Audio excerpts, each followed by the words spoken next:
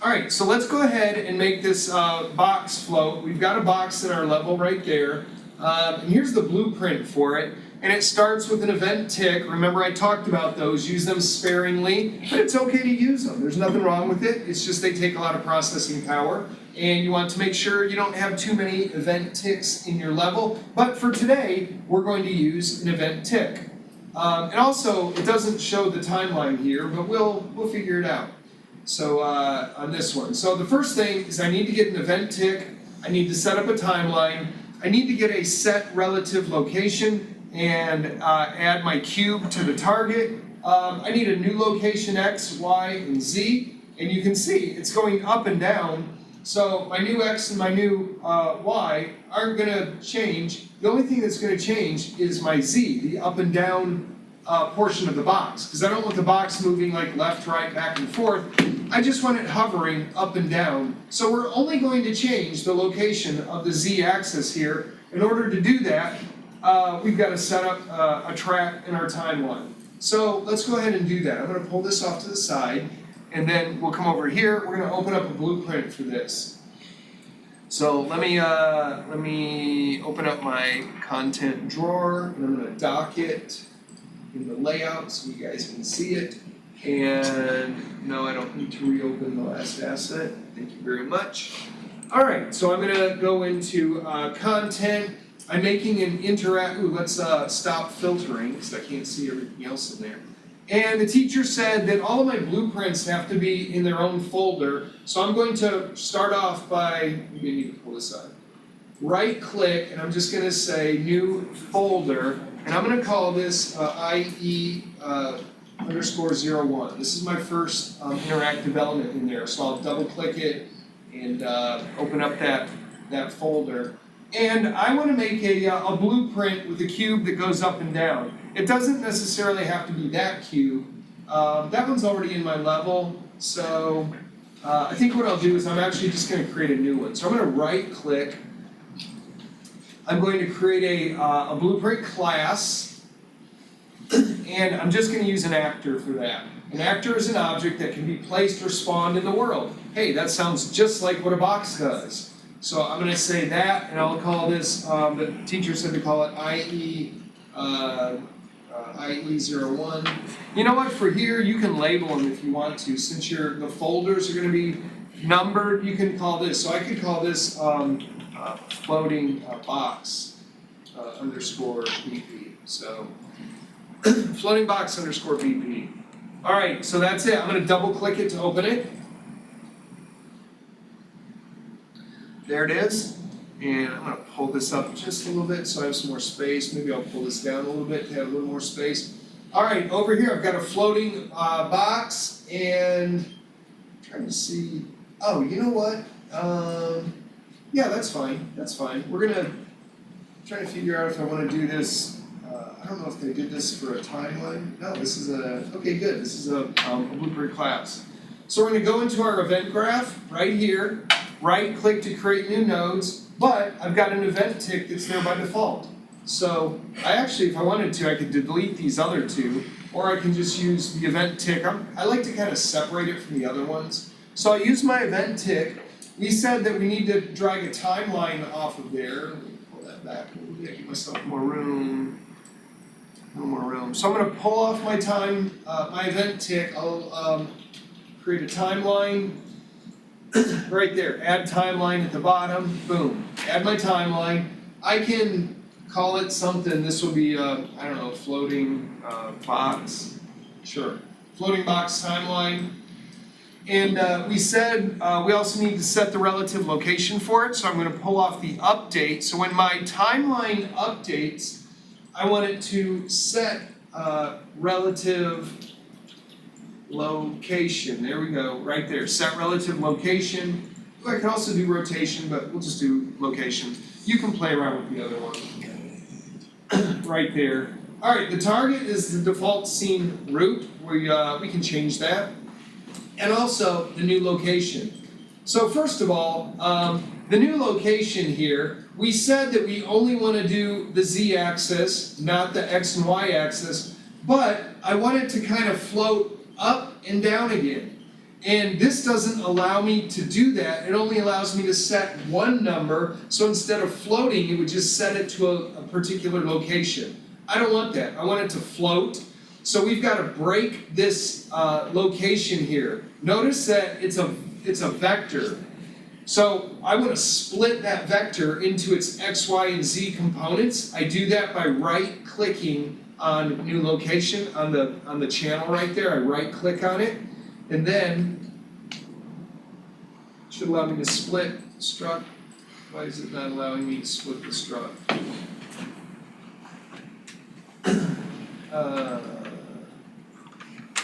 Yeah, I know what it does. Why won't it let me?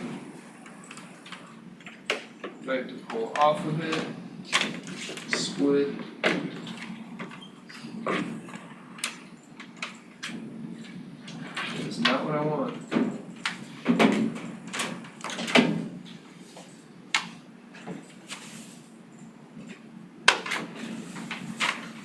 My delete key is not working. What's going on?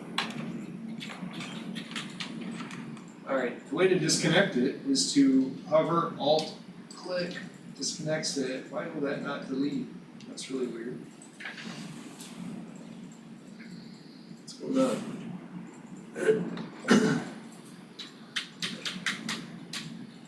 Okay.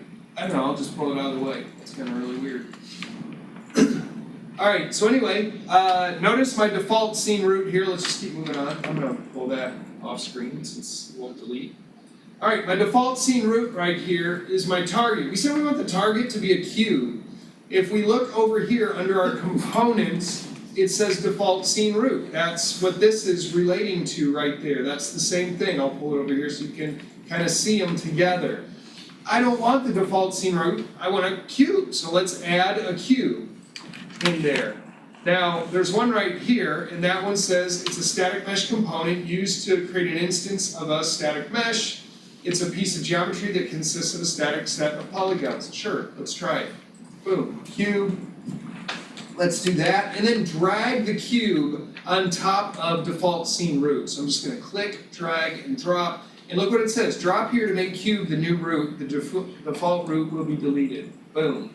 There we go. That's what I want. And then you're like, oh no, but where did the target go? That's okay, just click, drag, and drop. You can actually drop it right on the target right there, and it will reconnect it for you, okay? So anyway, so now I've got my cube hooked up to my target right there. Still not sure what's going on with my location, but we're going to fix those things here in a moment. And let's go and create our timeline. So we said we want the box to float, so I'm going to double click my timeline to open it.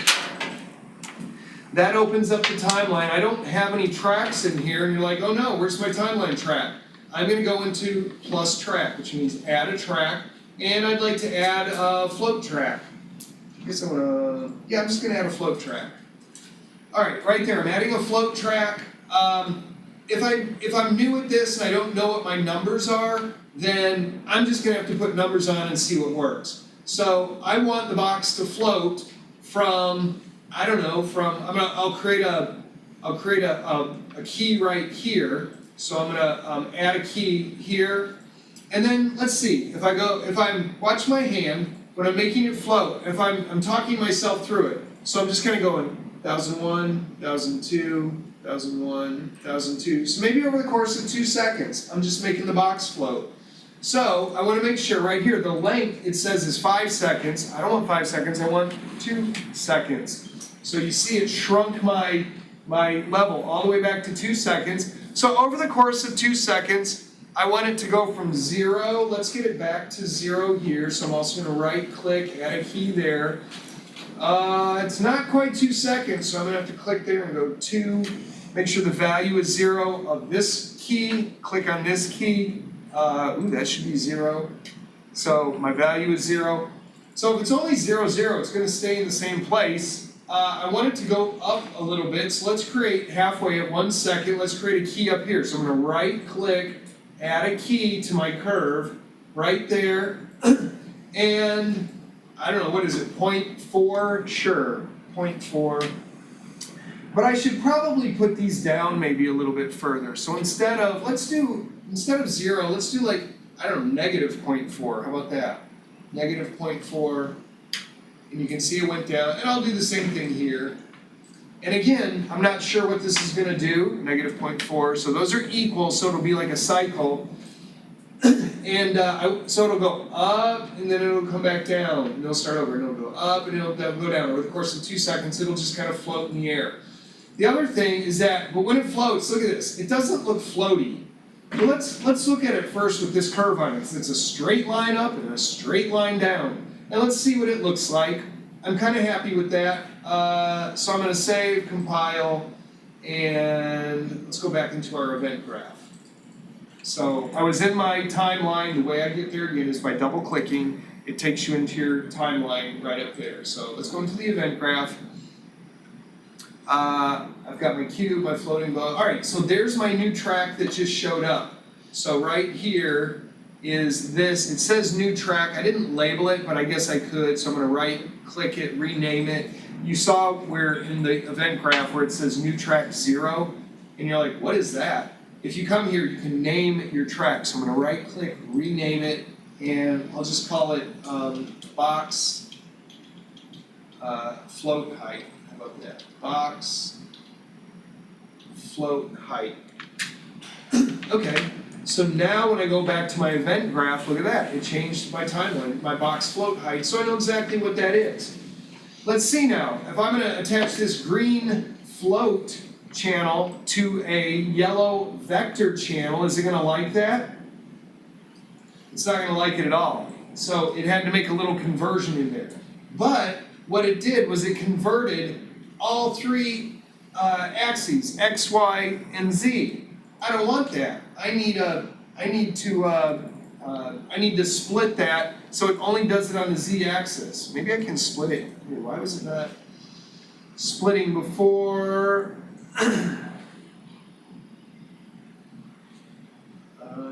Break this link. Boom. Oh. There it is. I don't know why I didn't do it before. Oh, you know why? I had to compile. That's why. I think before you can split the struct, when you create your set relative location, you have to hit the compile button. I think I hit it once already. So anyway, now I can split the structure pin there. I don't need this one actually. Oh, and delete works too. Can I delete this other thing? That was really weird why my delete key didn't work earlier. Okay, it works now. All right, so now I have right-clicked on these. I did a split struct. I just want the X to be the X, I want the Y to be the Y, and I want the new location to be based on my box float height here. So if I just click directly into that, what it's going to do is it's going to take the actual numbers that I've put in here, negative 0.4, 0.4, negative 0.4, okay? It put the actual numbers in there. I may not need those numbers, because if I go back into my level, let me throw this up into there now. If I go back into my level, and let's, you know what, I didn't compile. Let's compile. Let's just see what it looks like right now. However, my current location of the box, the cube, is XYZ. They all equal 0, except this one equals, when it runs, anywhere from negative 0.4 to positive 0.4. Let's put it in there and see what it does. I've compiled it, I'm going to put it in there. So I'm just going to drag my blueprint into the level. There it is. Let's pull it up a little bit. And let's play. And I don't see it. Why don't I see it? Because it went to location X equals 0, Y equals 0, Z equals 0. And apparently I'm not at 0, 0, 0. So we got to go find 0, 0, 0 in here. All right, let's go. You know what? Instead of finding 0, 0, 0, let's just find out the location of where this other one that I put in, the actual thing is. Okay, so it's at X, we can see right here, it's at X equals 920. Jacob, you remember X equals 920. Matt, you remember Y equals negative 6420. And we're not going to worry about the Z. All right, you guys got your numbers? All right, so I'm going to, let's see, right click on that and promote it to a variable. And let's see, tell me, where's my, oh, hold on a second. I'm gonna pull that off and promote it to a variable. All right, these are my new locations. I have to compile those in order to get my new location. All right, what was the X number? 920. 920. What was my Y number? Negative 6420. Negative 6420. All right, so now I've got my X and Y locations in there. I set them up over there. It looks good. I'll compile again just to cement those numbers in there. Now my Z number, let's go. Because we're gonna look at a couple things here. We're gonna do it step by step. I want you to see what happens. So it should be in the right location now. I don't know about the Z. What did we say the Z was? The Z is gonna be like somewhere around 0, so we may not even see it. Let's hit play. And all right, there's my box. It's not hovering, really, but maybe it is, and just negative 0.4 and 0.4 are really tiny, right? What if those are like super tiny numbers? So let's do this.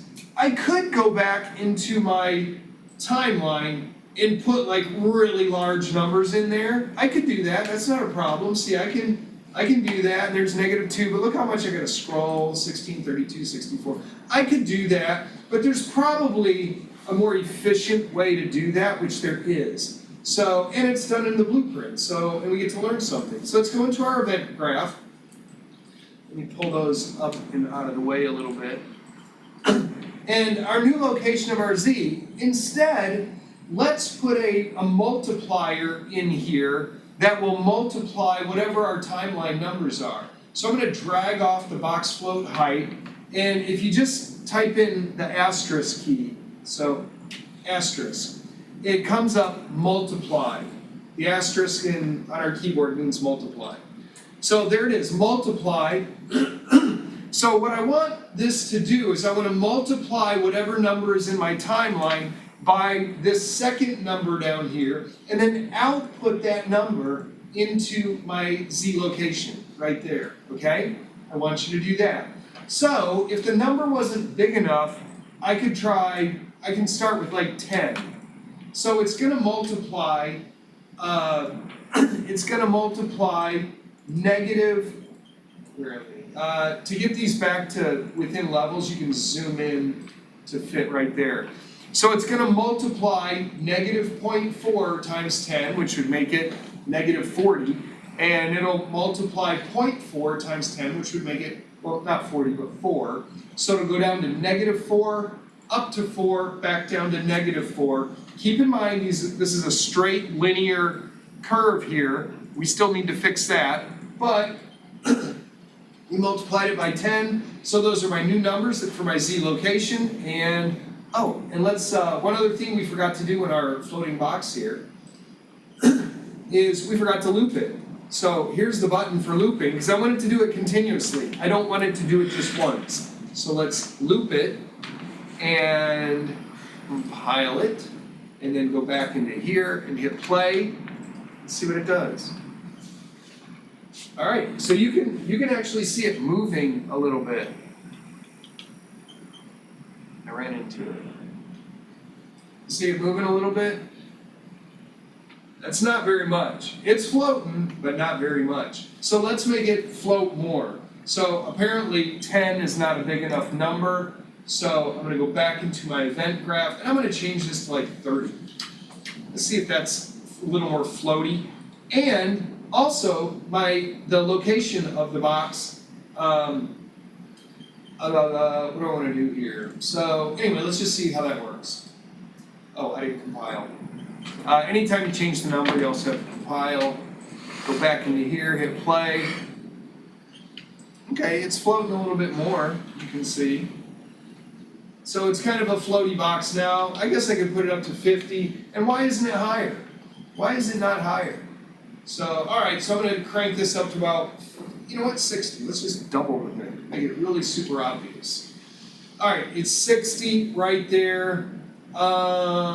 That's the relative location. Keep that in mind, it's the relative location, it is not the absolute location. I'm gonna compile, going into terrain, and let's go find our blueprint. There it is, it's selected. I'm gonna pull it up a little bit more. That'll make it the absolute location. Let's see, I'll pull it up a little bit higher. That's fine. Yep, I compiled already. Let's hit play. Oh, it's still down there, so let's Alright, so there it is. It's looking a little bit higher. That looks good. So I'm gonna pull it up. I'm gonna pull it up even, so now it's floating.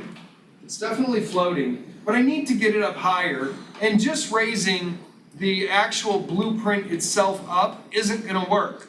And so I'm gonna take it in here, and let's go into our viewport, and there's our box right there. So I'm in my blueprint, this is my timeline, this is my event graph, here's my viewport, there's the cube. Let's raise the cube up here. I'm gonna press my W key to get the to get it raised up, aren't I?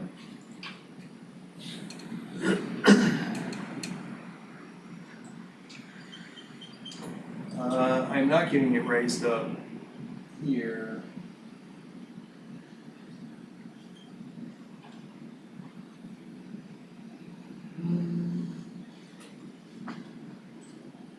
All right, so I'm gonna adjust these numbers then. Instead of 0, -4, let's go put some numbers up here. So I'll go back into my floating box, and instead of 0.4, let's raise it up like 100. So I'm gonna change the value here to. That's gonna affect my it's gonna affect my other stuff though quite a bit.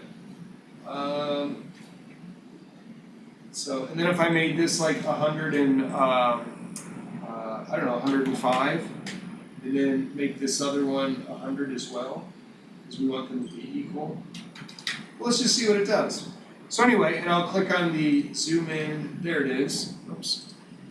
Oh, because I had it selected. All right, so now we're at 100, 105, 100, and let's see what that does to it. So I'm gonna hit play. Woo, where is it? It's like way up because it multiplied where it was. So it's actually like way up there in the sky because of how it multiplied it. So I really don't want the multiplier to be there. So that's why we don't put that number there. Although I could put, you know what, if I just got rid of, let's see, I'm gonna leave those numbers there.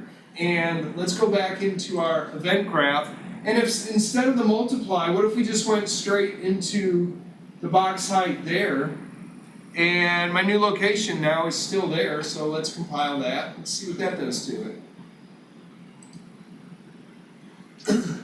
There it is, and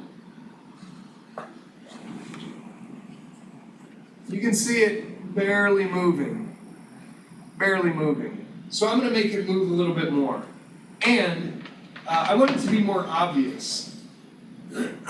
So we're going to go back into our timeline, and we'll make those numbers a little bit bigger. So it's, let's make it like 200, and we'll make it a more obvious difference. So that will be like 200.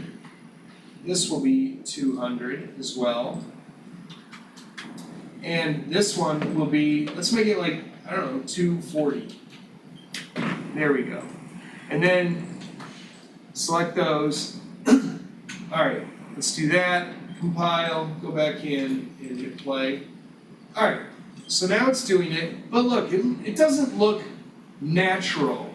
It looks very mechanical. It goes up linearly, it goes down linearly. And the reason for that is because of the timeline of this curve we've been talking about, where it's just a linear curve here and a linear curve there. So it's very mechanical. We don't want this curve. We want a curve that looks a little bit nicer, one that's smooth. So what I'll do is I'm going to select these keys, click and drag over them, select the keys, and then I'm going to change the keys into like smooth curves. So where did in my I think I can just right click them, there we go. If I right click on them, then I can change them to something smooth. So instead of linear, let's do something like auto. Let's put it, cubic interpolation, automatic tangents, boom. And look at that, they're nice and smooth now. So instead of more a mechanical feel where it's like, it's more like it's just floating, floating. It just keeps doing it over and over again. So it's floating right there. And again, what I did was I selected them and then I right clicked and just said auto. So, all right, good. Let's go back in there. Let's hit play. And then it should be more of like a floaty feel. So it is. It's more of a floaty feel. It's kind of bouncy. And if it's too fast, I can just go in and fix my timeline and increase some time there. So if it's too floaty or too fast, just increase your time right there. So now I've got 4 seconds. And so I would make this one, I'll make that 4 seconds. This one halfway should be 2 seconds. And then I'll do that. All right, so now it's 4 seconds. It should have slowed down the float of the box. Hit play, and there it is. So now it's more kind of floaty, just up and down, nice and slow. All right, and that's how you do it. So I'm going to compile it, I'm going to save it, and just to go back over things, here's my viewport where I added the cube initially. There's my event graph of hooking everything up. I ended up not needing the multiply in there, and then I've also got my timeline right in here. So those are the things I used and needed, and the little asterisk means that I haven't saved it. Even though I compiled it, I still need to save it. Boom, the asterisk goes away. I haven't even saved my level here, so I'm going to do File, Save All. And then the asterisk goes away because I've saved it, and I'm good. Any questions? All right, I'm going to release your monitors and let you guys go to work.